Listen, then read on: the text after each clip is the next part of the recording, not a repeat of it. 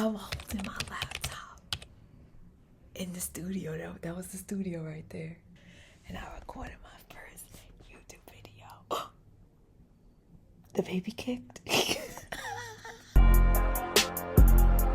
Multifaceted Muses, welcome back to the channel. It's your girl Melissa the Best. And listen, when you come in here today, you need to come in here with a little bit of bubbly or a mocktail, cocktail, whatever you have. I have a little cutesy. You thought I was gonna say it. You thought I was gonna say it. But I'm really proud of my mocktail, actually. It has some really cute sparkles. But the point is, we're celebrating today because about a year ago today, I sat down and created this YouTube channel. But the truth is that it was more than a YouTube channel. It was for me to remind myself to face the music, face my fears, and to really allow myself to come out of my own shell. Not to get too deep, but we all have a tragic backstory that we're dealing with every day. And, on that subject, I think by now I have a lot of movie scenes in my head. I think about this one scene often. It's in Jane Eyre, the one with Michael Fassbender, one of my favorites. And he sits down with her by the fire and he says, "What's your tale of woe?" Pardon? All governesses have a tale of woe. What's yours? I have no tale of woe, sir. Where are your parents? Dead. Do you remember them? No. And why are you not with Mrs. Reed of Gateshead now? She cast me off, sir, Why? because I was burdensome and she disliked me. No tale of woe. for me, it's such a powerful moment in the movie because oftentimes people allow their backstory, their diagnoses, their hurts, their heartbreaks, their pains, etc., become who they are. And a little over a year ago, I had completed a workbook that my therapist suggested. I had come to her and I said, I kind of want to be in a relationship. And she was like, oh, really? Why don't you get this book? And the book was called Calling in the One by Catherine Woodward Thomas. Life changing. Chapter 13 was particularly powerful because it was a little revolutionary. I mean, the whole book is revolutionary, don't get me wrong. But this, in regards to transmuting your pains into triumph, it made you rewrite your story line by line with whatever you've identified to create a new woundology. But this time not from a place of victimization, but from a place of strength. That was a pivotal chapter for me. I got to write a new story to the point where I was able to confidently come on screen one day and say this. People often ask me how I do what I do, and I tell them the answer is simple. I'm a queen on the grand chessboard. Checkmate. I know, right? I know. That was from an epic girls trip. Listen, y'all, I have so many travel stories and things I want to share. One day at a time, patience. Things come when they come. But a quick related aside, we did a photo and video shoot in the style of, the Real Housewives of whatever your favorite franchise was. For us, it was like the Real Babes of Bali. So, each housewife had to come up with a tagline, and I'm sitting there scratching my head trying to figure out what is going to be my tagline. And the girls are just rattling theirs off like left and right. I'm like, well, that's good. That's good. That's good. What's going to be mine? I have no idea. And then I remembered that I had written that down in my journal. So I run up the stairs to my room to get the wording right. I practice it and boom. Anyway, that's my story, the new story. I'm a queen on the grand chessboard. Checkmate. So multifaceted Muses, because we talk that talk over here and we walk that walk, more importantly. Let's celebrate the milestone of coming up with our new story, whether that is something you've done already or something you plan to do. Cheers. Okay, so I'm just going to say what I think everybody out here has been wondering.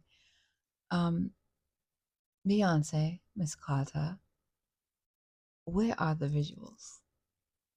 I digress. I will tell you this. At the time of the Renaissance, a picture came up on my timeline that I just could not get out of my head. And it was a photo of one of my favorite photos of Beyonce in her Renaissance vinyl lookbook. And someone had layered it with a very simple line. It said, "Girl, this is my go have fun era." And honestly, all I could think of was yes, yes. In truth, I've been thinking about this a lot. In fact, I was recently invited to one of my friends and colleagues' podcasts that she has everywhere you can get your podcast, including YouTube and Instagram Lives. Go check her out. I'll leave her info in the notes below for all things social and entrepreneurial.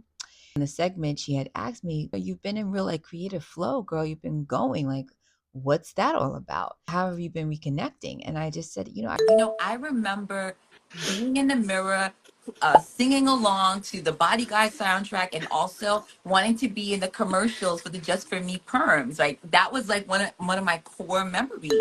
And she's like, "Wow, what freedom! How did you feel then?" I said, "I literally felt free and full of play." And I just been thinking about this often, like it's so full circle that at your adult age, when you start to lean more into your creative play, it's like you're Yeah. regaining and you're Yes. healing your inner child, right? So that's kind of what I'm up to. I'm just like, yeah, I'm the just for me girl, singing in the perm commercials, and just having a good time. And so I'm just going to keep this segment very brief. So y'all, go have some fun. Don't take life so seriously. Even if you're building something that is serious to you, remember that that's an extension of you. So to me, it's about choosing your heart. Life can be hard, but your approach to life doesn't have to be, right? Um, this is not to diminish any effort that it takes to create, to build, to flourish, to heal, whatever. But what I am advocating for is the mindset and the approach to whatever you're doing. So, on that note, let's cheers to play, shall we? When I sat here for the first time last year, recording my first video on this channel, it was about I'm every woman. And I spoke about a few things of who I am, but I didn't speak so confidently. When I first started this channel, I was very, like I said before, wobbly wobble. Had no real clue what I was saying or doing. But I would like to attempt a try at revisionist history to redefine and declare myself boldly. And I encourage you to do the same. This is a chance for us to be humble with a dose of Kanye. I get that expression now. Life is truly about a balance, right?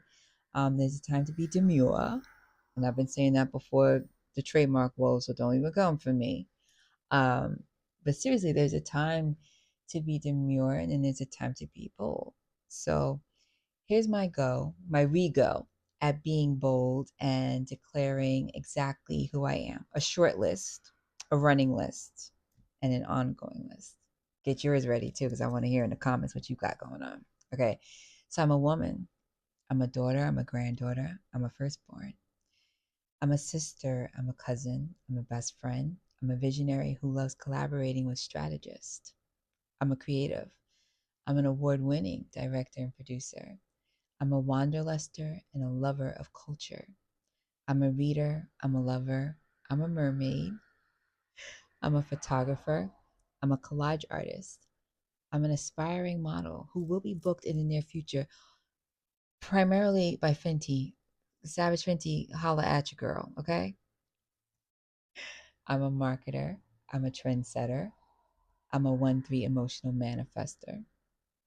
I'm a future wife. I'm a girl's girl. I'm a sensualist. I'm a perfume lover. I'm a CEO. I'm a constant student of life. I'm both a master and a student at multiple times. I'm a cinephile and a music lover and an occasional musician, specifically a saxophonist. I am a go-getter. I'm a resilient person. I am smart. I am kind. I am important. I'm a multifaceted muse. This is my short list.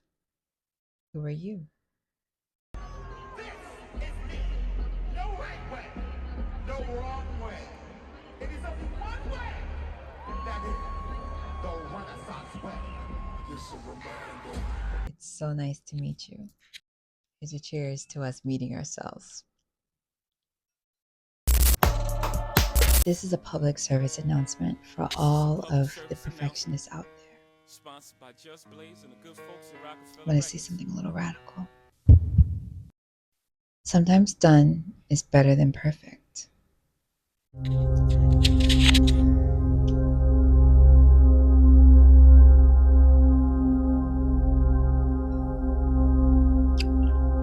Being an artist and a creative is a muscle that you get to train every day.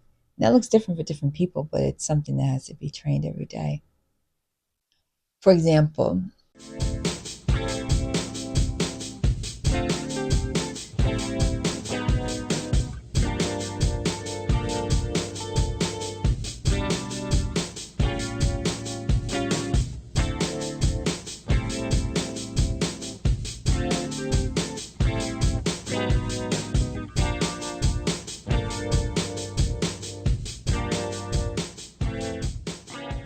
so I say this to say, if you're a writer, write. If you're a photographer, take the picture.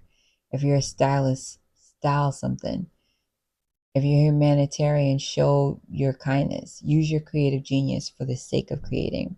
In my last post, it was all about you are a creator.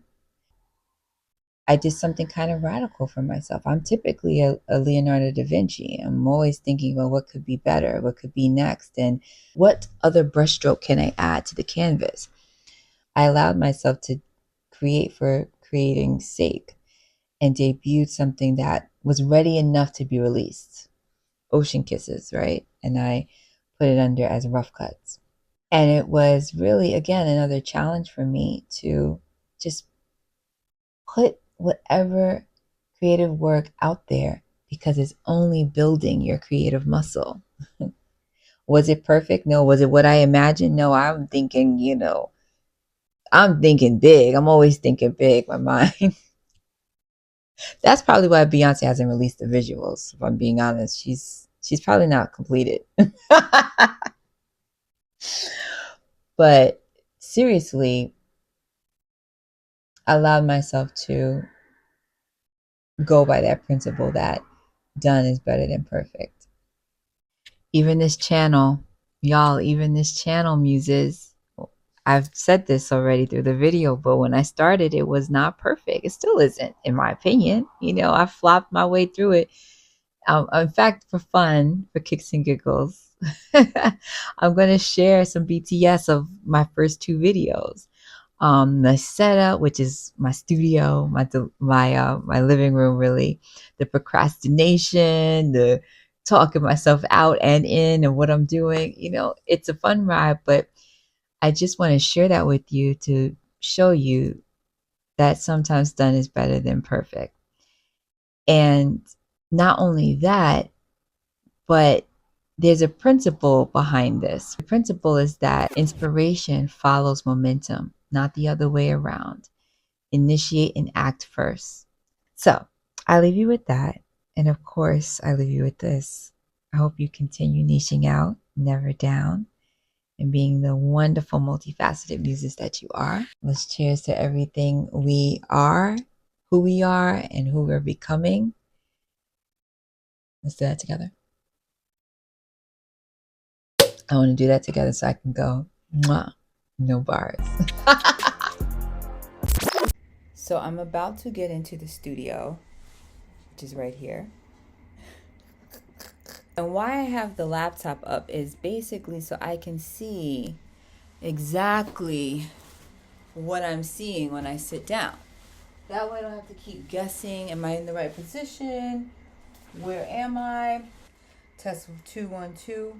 I'm going to be looking at the camera. The only thing that I'm a little out of sorts with today is that I do not have a script or notes or what have you. So I have an idea of what I want to say. I kind of said it aloud in one of my voice memos earlier today, but I'm just going to get started. So here goes nothing.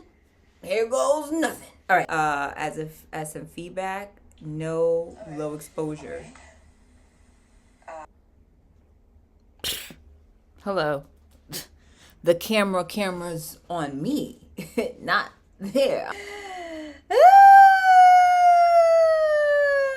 Trying. All right. Enough of that.